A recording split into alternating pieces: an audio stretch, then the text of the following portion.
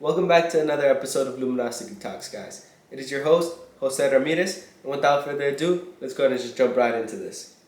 So today, we're going to be talking about the difference between mental effort and conscious action. So let's just jump right into it. You see, a lot of mental effort is not necessarily conscious action.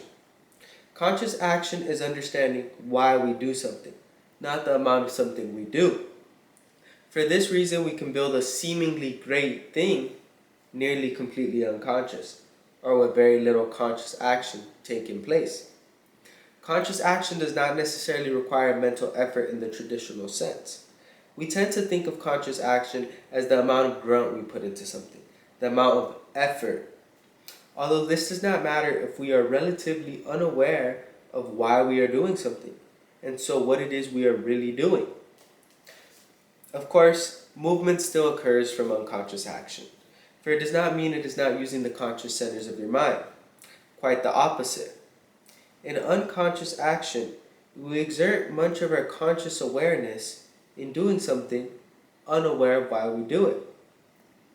It is not the difference between active and passive, but rather the difference between the awareness and lack of awareness operating, present in both active and passive states.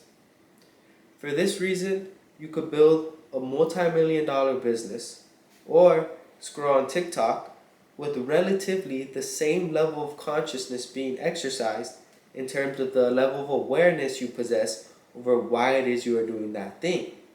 Because awareness is not a question of the act being done, but a question of the motive as to why we do a certain thing.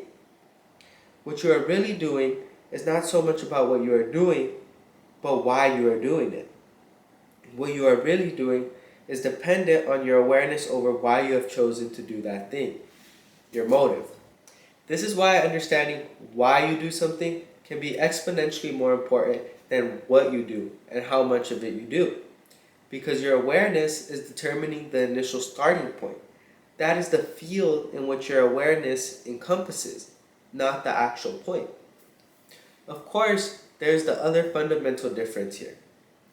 That is the degree of channeled focus energy in a given direction versus passive energy. This is a matter of active versus passive energy. However, this is not in direct proportional relationship to the level of awareness on which energy is operating.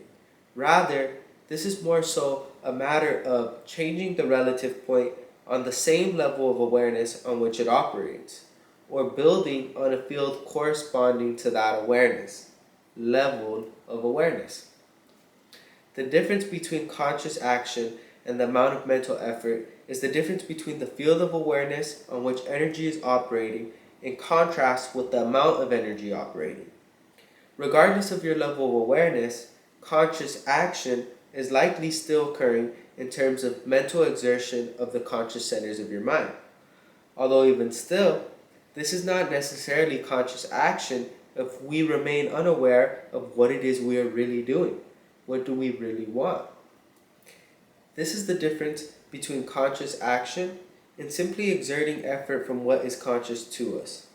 It is the degree of awareness we possess as to why we do the things we do, in contrast with the unconscious factors culminating to create a different why.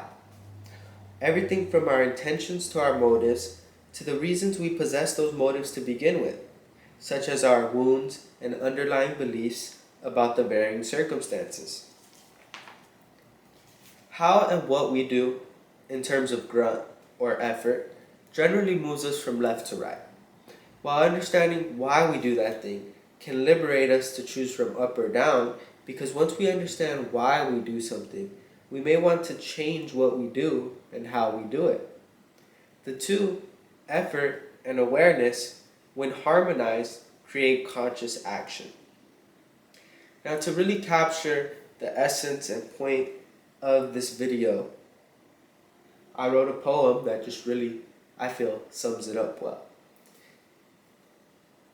It's called Lost in the Moment, so here it is. The culmination of awareness and doing becomes being. Presence in movement.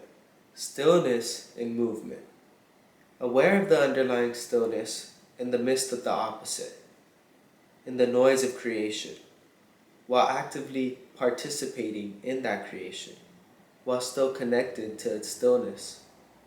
This is mastery of true flow, true synchronicity, and in fact, the natural state. We only have to find ourselves because we have forgotten ourselves. Nature has not created us as the opposition of herself, but only endowed us with the will to carry her further than she's ever gone before, and in that, the very will to go against her. This is not the innateness of human beings, but only seems so because of the depths we find ourselves lost within it.